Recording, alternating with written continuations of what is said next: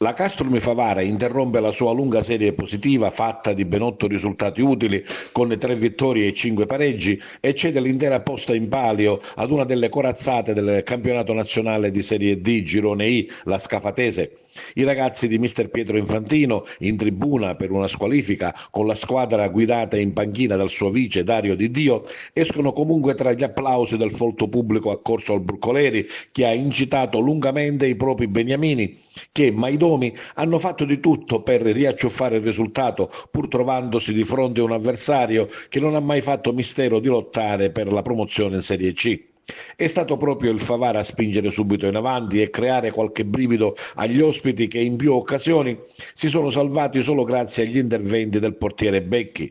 La forte Scafatese ci mette poco a rimediare il proprio gioco, si appropria del centrocampo e articola diverse manovre offensive che si concretizzano al decimo con Cham, che con un sinistro calibrato e preciso disegna una traiettoria imprendibile per il portiere favarese Tommaso Scuffia.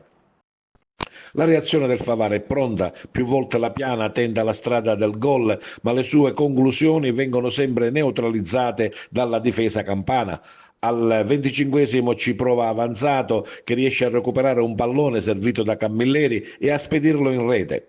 La gioia del gol resta in gola ai tifosi, la bandierina del collaboratore di linea dell'arbitro si alza e segnala il fuorigioco dello stesso giocatore gialloblu.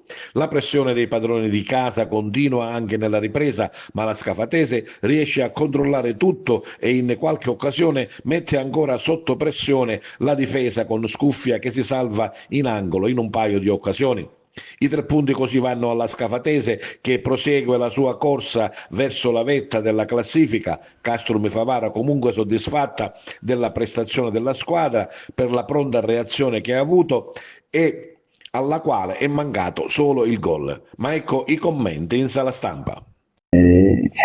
Siamo partiti bene con 2 occasioni subito e poi pian pianino loro sono venuti fuori alla distanza, sono giocati questo gol, hanno difeso fino alla fine con i denti. Noi abbiamo cercato di pareggiare, ci abbiamo messa tutta come al solito, purtroppo oggi è andata così.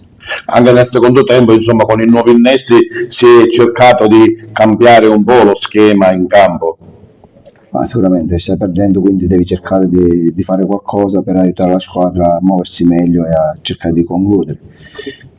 Purtroppo non ci siamo riusciti, ma solo per il risultato. Credo che la prestazione ci sia sempre stata, i ragazzi sono impegnati al massimo e quindi ne prendiamo atto e da martedì prendiamo la Ragusa.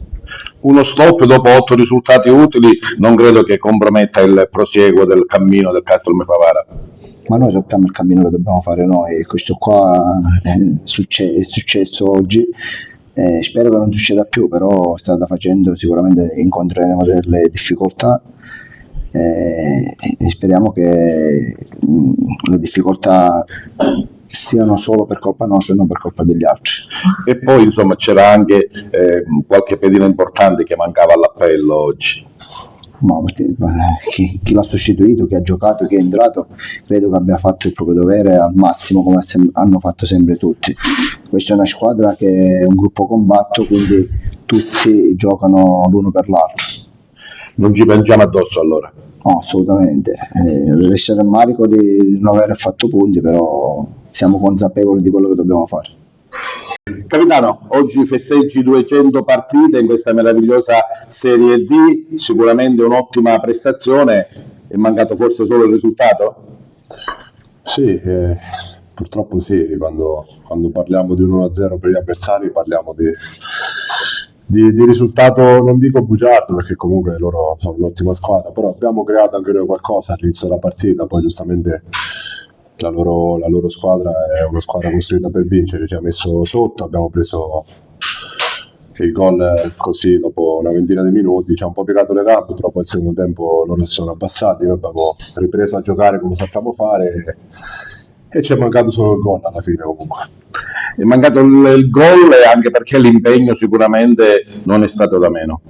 No, quello come ogni domenica e come tutte le volte che giochiamo non manca e non mancherà, perché comunque facciamo dell'impegno la nostra arma primaria, perché sappiamo che siamo una squadra costruita per combattere nella metà della classifica e dobbiamo dare filo da torcere a chiunque venga a Favara. Sicuramente Castrum Favara non può piangere per questa partita persa.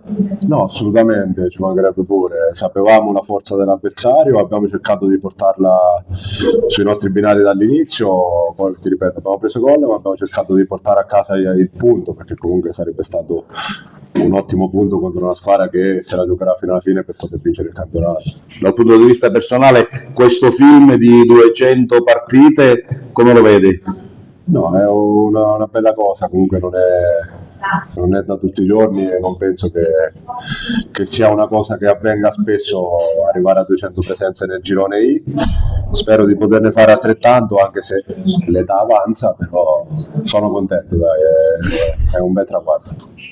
Da premettere, abbiamo giocato contro un'ottima squadra con ottimi principi di gioco. Non era facile questa squadra 15 giorni fa fermare il Siracusa, lo sapevamo.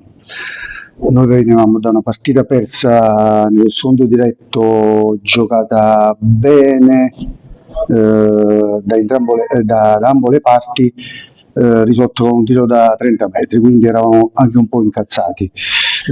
Siamo venuti qua, abbiamo preparato bene la partita, come hai detto tu, sì, il primo tempo potevamo fare 2 o 3 gol, ma poi ecco, ti dicevo, un'ottima squadra è uscita fuori nel secondo tempo e ci ha fatto soffrire.